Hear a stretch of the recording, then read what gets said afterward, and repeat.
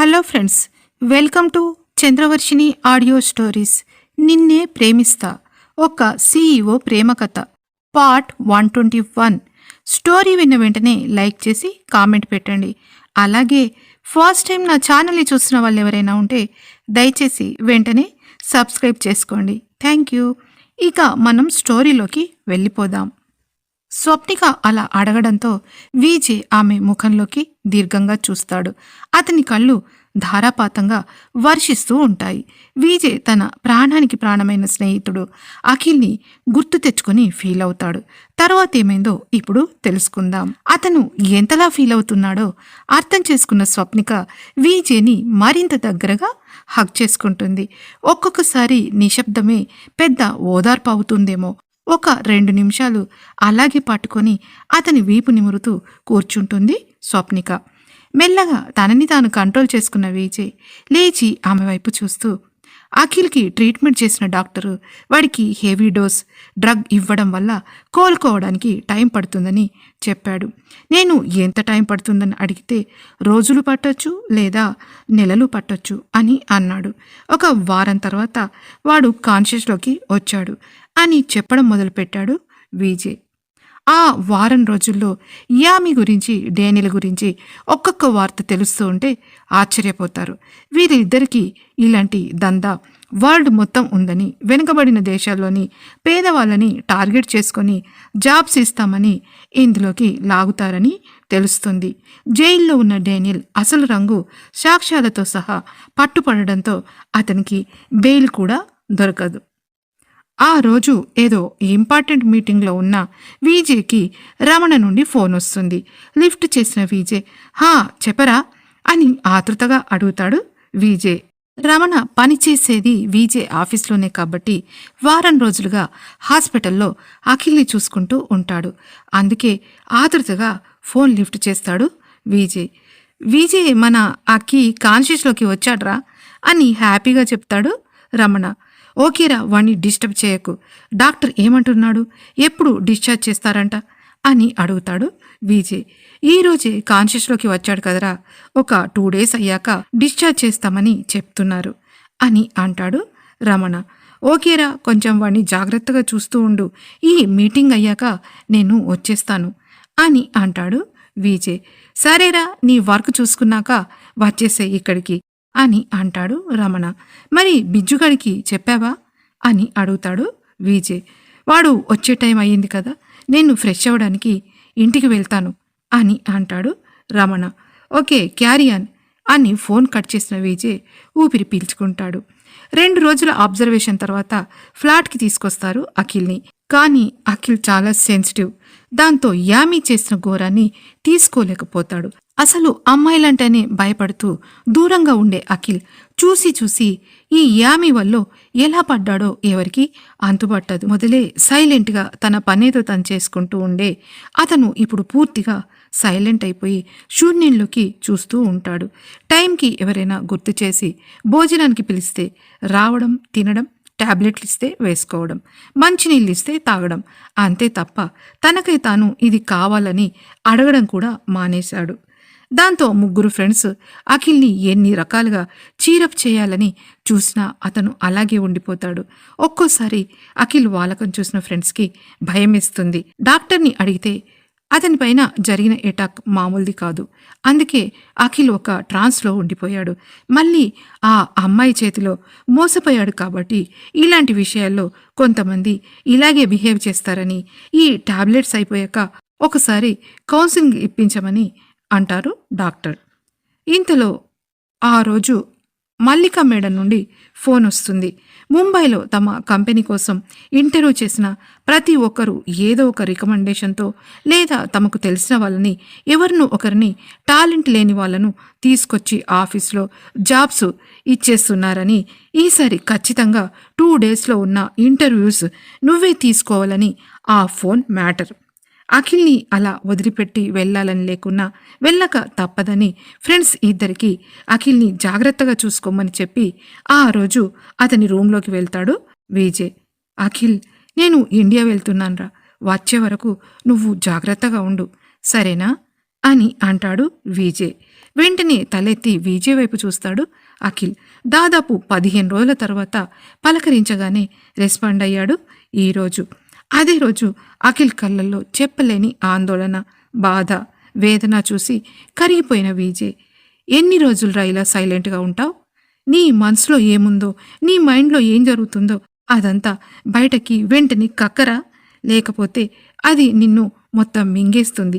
నీ మనసులో ఎంత బాధ ఉందో దాన్ని మాటల్లోనూ లేదా బాధలోనూ కనీసం ఏడ్చి నీ కన్నీటి రూపంలోనూ బయటకి పంపించరా, అప్పుడే నువ్వు బాగుపడతావురా. ఇలా నిన్ను చూస్తూ ఉంటే నేను తట్టుకోలేకపోతున్నాను. నువ్వు ఒక మగాడివి, ఇంత ఇబ్బంది ఎందుకురా నీకు అని విజయ్ అన్న మాటలకి అప్పుడు బద్దలైన అగ్నిపర్వతంలా విజయ్ని వాటేసుకుని బావురుమంటూ హృదయ విదారకంగా ఏడుస్తాడు అఖిల్. ఆ ఏడుపు వింటున్న వాళ్ళకి గుండెలు పిండేసినట్టు అనిపిస్తుంది. ఆ టైంలో వాళ్ళకి యామి కనిపిస్తేనా దాన్ని ముక్కలు ముక్కలు చేసి సముద్రంలో విసిరేసేవాళ్ళు. అంత కోపంగా రగిలిపోయారు ముగ్గురు.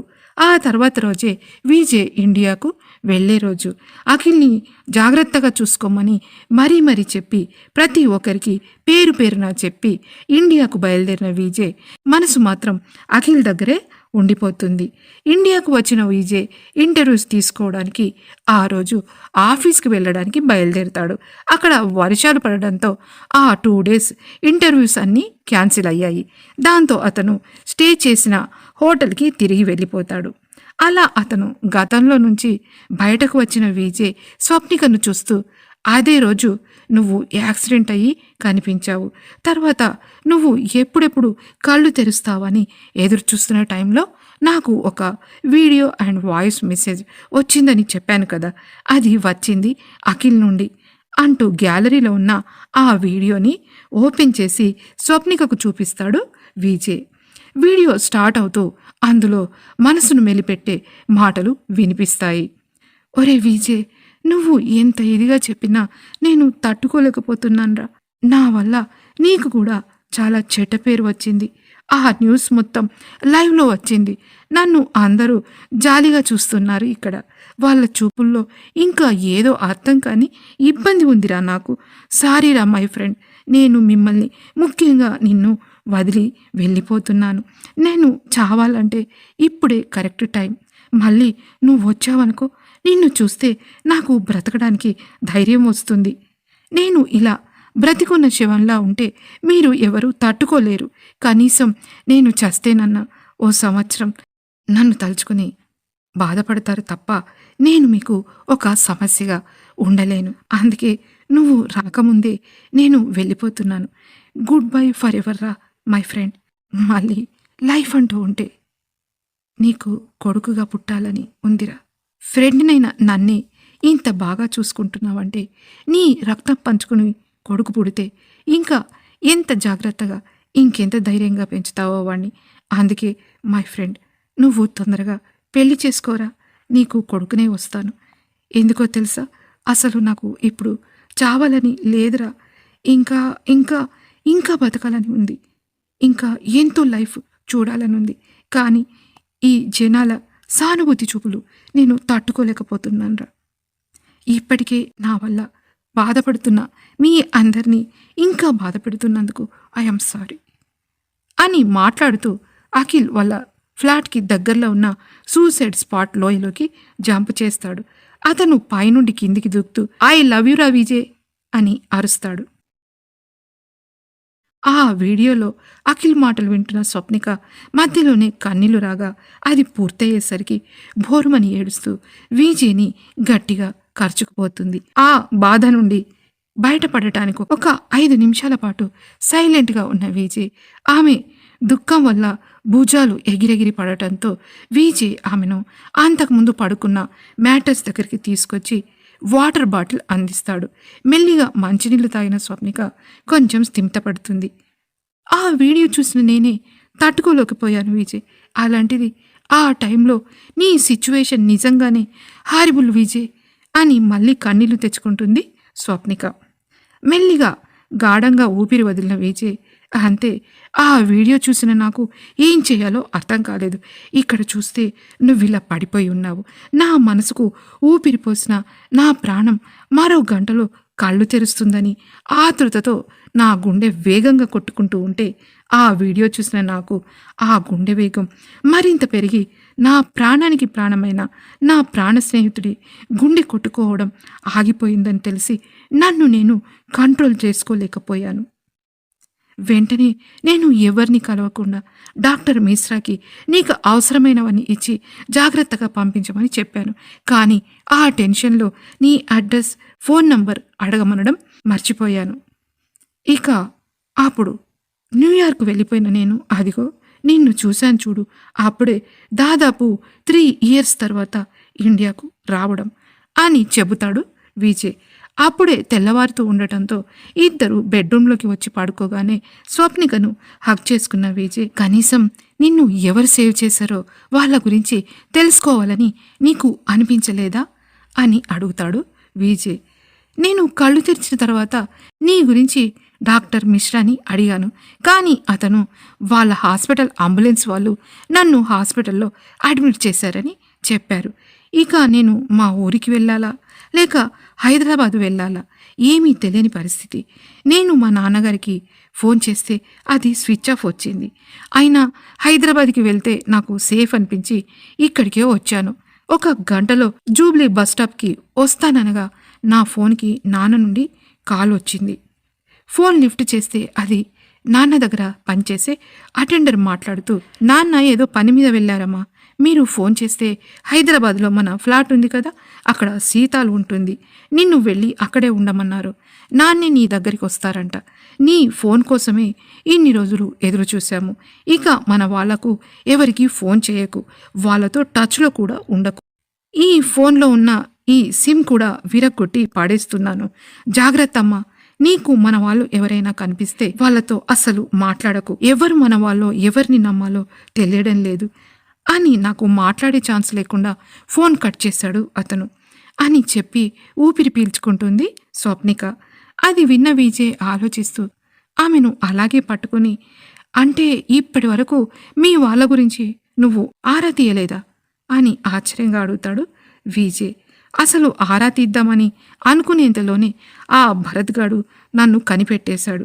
అప్పటి నుంచి ప్రతిసారి నా ఫ్లాట్కి వచ్చి నన్ను పెళ్లి చేసుకోమని సతాయిస్తూనే ఉన్నాడు. అలాగే నన్ను ఫాలో అవుతూ మన ఆఫీస్ వరకు వచ్చాడు. ఆఫీస్లో కూడా నన్ను హెరాస్ చేయడం మొదలుపెట్టాడు అని అన్న స్వప్నిక, ఇక మీరు లేవండి విజయ్, ఆ తర్వాత ఏమైందన్నది మళ్ళీ రాత్రి తెలుసుకుందాం. ఈ రోజు నుంచి మనం రెగ్యులర్ పనులు మొదలు పెట్టుకోవాలి. నా నెత్తిన ఎన్నో పనులున్నాయి. ఇప్పుడు అత్తయ్యతో నా ఛాలెంజ్ ఒకటి ఉంది. లాస్య వెనుక ఉన్న అసలు విషయం బయటపడాలి. అబ్బో ఎన్ని పనులో తలుచుకుంటే నాకు మళ్ళీ చాలా టెన్షన్గా ఉంది అని అంటుంది స్వప్నిక. ఆమె మెడవంపులో వెచ్చగా ముఖం దాచుకుని పడుకున్న విజయ్ ఈ టెన్షన్స్ వదిలిపెట్టి, ఒక 2 రోజులు ఏదైనా టూర్ వెళ్దామా స్వీట్ హార్ట్ అని అంటాడు విజయ్. నో విజయ్, ఆ లాస్య వెనుక ఉన్న సీక్రెట్ బయటపడాలి కదా అని అంటుంది స్వప్నిక. దాని సీక్రెట్ బయటపడటానికి మనకు ఇంకా టైం ఉంది. ఆల్రెడీ కోర్టు నుంచి స్టే వచ్చింది కదా, ఇక 6 months వరకు అది మన జోలికి రాదు అని అంటాడు విజయ్. అలాంటప్పుడు ఈ లాస్య సమస్య తీరేలోగా మిగతా సమస్యలన్నిటికీ చెక్ పెట్టి అప్పుడు మనం ఎటైనా వెళ్దాం విజయ్. మళ్ళీ మధ్యలో వదిలిపెట్టిన అత్తయ్య ఛాలెంజ్ కూడా ఒకటి ఉంది కదా నాకు అని అంటుంది స్వప్నిక. అయితే మనమిద్దరం హనీమూన్కి వెళ్లకుండా ఎంజాయ్ చేయడం ఎలా అని ఐవింగ్ చేస్తూ అడుగుతాడు విజయ్. వైఫ్ అండ్ హస్బెండ్ మధ్య అర్థం చేసుకునే ప్రేమ, అనురాగం ఉన్న తర్వాత ఇద్దరు ఎక్కడ ఉంటే అక్కడే అది హనీమూన్ ట్రిప్ అవుతుంది విజయ్. ప్రతి రాత్రి మొదటి రాత్రి అవుతుంది అని చిన్నగా నవ్వుతూ అంటుంది స్వప్నిక. అప్పుడే విజయ్కి ఫోన్ రావడం, ఇంతలో వాళ్ళ రూమ్ డోర్ ఎవరో నాక్ చేయడంతో విజయ్ ఫోన్ పట్టుకొని బాల్కనీలోకి, స్వప్నిక డోరు తీయడానికి డోరు దగ్గరికి వెళ్తారు. అటు విజయ్కి ఫోన్ చేసింది ఎవరు, ఇక్కడ రూమ్ డోర్ నాక్ చేసింది ఎవరు తెలుసుకోవడానికి తర్వాతి పార్ట్ వినండి. విన్న వెంటనే లైక్ చేసి కామెంట్ పెట్టండి. అలాగే ఫస్ట్ టైం నా ఛానల్ని చూస్తున్న వాళ్ళు ఎవరైనా ఉంటే దయచేసి వెంటనే సబ్స్క్రైబ్ చేసుకోండి. Thank you. Hi hello everyone. మరో చిన్న విషయం, నాలాగే నా ఫ్రెండ్ ఒకరు యూట్యూబ్ ఛానల్ స్టార్ట్ చేశారు. అందులో మీకు కావలసినంత ఎంటర్టైన్మెంట్ ఉంటుంది. పిల్లల కోసం పంచతంత్ర కథలు, మ్యూజిక్ లవర్స్ కోసం పాటలు, అలాగే అద్భుతమైన ఫ్యాంటసీ రొమాంటిక్ లవ్ స్టోరీ మీకోసం. ఆ ఛానల్ పేరు షెసాంగ్ music me and you studio YouTube channel. వెంటనే ఒక లుక్ వేసి సబ్స్క్రైబ్ చేసుకోండి. మరి ఈ ఛానల్ లింకు డిస్క్రిప్షన్లో ఉంటుంది. Thank you.